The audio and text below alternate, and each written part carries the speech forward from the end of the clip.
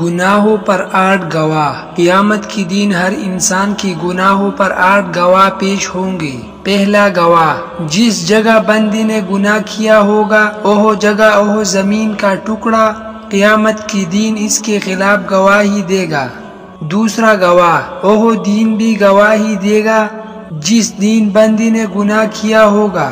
تیسرا گواہ، قیامت کے دن ان کی زبان گواہ دے گی۔ چوتھا گواہ، انسان کی جسم کی باقی اعضاء، ہاتھ پاؤں، یہ بھی گواہی دے گی۔ پانچواں گواہ، 2 فرشتے جو تم پر نگران مقرر ہے، جو معزز ہے، لکھنے والے ہیں، جو کچھ تم کرتے ہو وہ جانتے ہیں۔ چھٹا گواہ، وہ نامہ اعمال جو فرشتے لکھ رہے ہیں تو زبان بھی گواہی دے گی اور نامہ اعمال بھی دکھائی جائے گی۔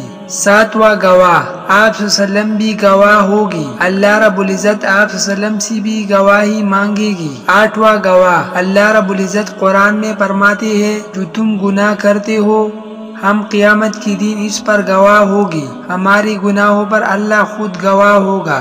یا اللہ ہمارے گناہوں کو بخش دے اور ہمیں نیک اعمال کرنے کی توفیق عطا فرما، آمین یا رب العالمین۔